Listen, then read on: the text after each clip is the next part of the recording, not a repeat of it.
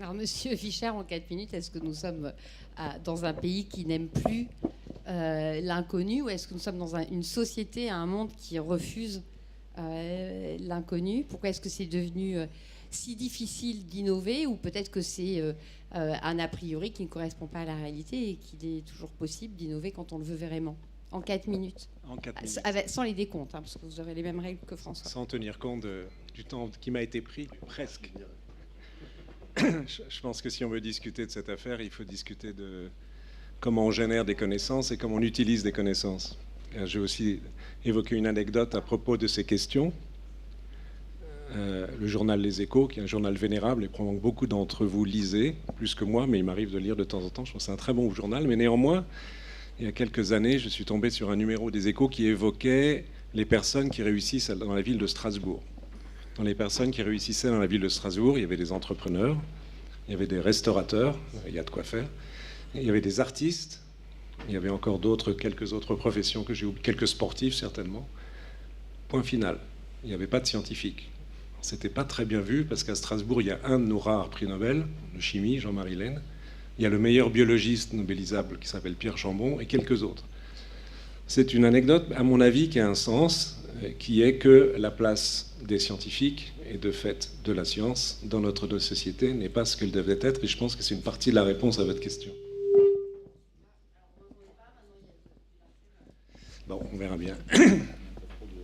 Et je pense que exprimer sous forme d'anecdote à l'égard de cet article des Échos, mais je pense que cette anecdote est significative, cela se reflète dans la hiérarchie de la société. Où sont les scientifiques en France, d'une manière générale ailleurs, mais en France un peu moins bien qu'ailleurs, en moyenne. C'est pas au sommet dans la hiérarchie des entreprises, c'est pas au sommet dans la hiérarchie, ça n'a pas lieu d'être strictement, mais dans la hiérarchie politique, mais je vais revenir dans une toute petite seconde. Ce sont des personnes qui ont des salaires relativement modestes, et dans le monde académique et dans le monde privé. Et si vous regardez les conditions de travail, sans me plaindre exagérément, mais objectivement, allez vous promener dans les universités françaises, même s'il y a quelques progrès, ce ne sont pas les lieux les plus attractifs dans lesquels on a envie de travailler. Autrement dit, notre société ne donne pas un credo extrêmement fort aux personnes qui essayent de générer des connaissances. Je pense que ce n'est pas une bonne idée, et que ceci a une signification qui va au-delà. C'est que si on ne leur donne pas un si bon credo, c'est qu'on ne croit pas forcément que c'est très important, et qu'on n'a pas forcément envie de penser que l'innovation est très importante. Je pense que ça se reflète, alors je vais attaquer un tout petit peu Monsieur Bravo, dans la façon, dans notre système d'éducation, on sélectionne les meilleurs étudiants à l'école sur les connaissances scientifiques, les maths, la physique, schématiquement, je fais rapidement les choses. Ces étudiants vont aller dans les grandes écoles, c'est pour ça que je me tourne vers vous.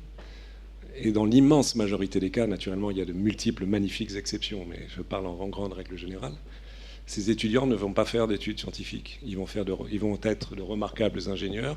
Ils ne vont pas faire de thèse de sciences. Et rarement, et ça existe. Ne prenez pas mon propos comme plus que ce qu'il signifie, par beaucoup moins que les ingénieurs allemands. Et d'une manière générale, les cadres dirigeants de ce pays, qu'ils soient dans l'entreprise ou dans le monde politique, j'y reviens, n'ont pas de formation scientifique.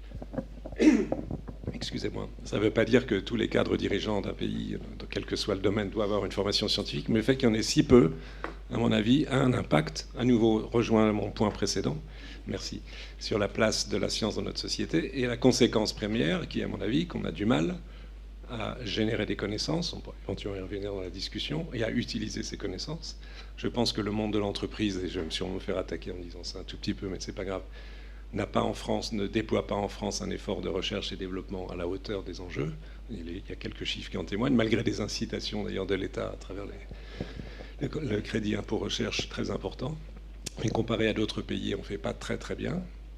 Et que peut-être que ce système, ou notre mode de vie traditionnel où la culture scientifique n'est pas très présente à aucun échelon du pays, est un des facteurs, même s'il y en a bien d'autres, qui génère cette peur, qui est évidemment excessive, mais aussi ce fait qu'on ne réussit pas tout à fait aussi bien dans l'innovation qu'on le devrait, même si je pense qu'on aura l'occasion d'en discuter.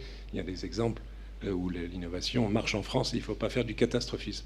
Mais donc, je vais arrêter mon propos, j'ai entendu une petite sonnerie, mais je pense que le problème de la culture scientifique de notre pays est un souci objectif de développement des connaissances scientifiques et de leur utilisation.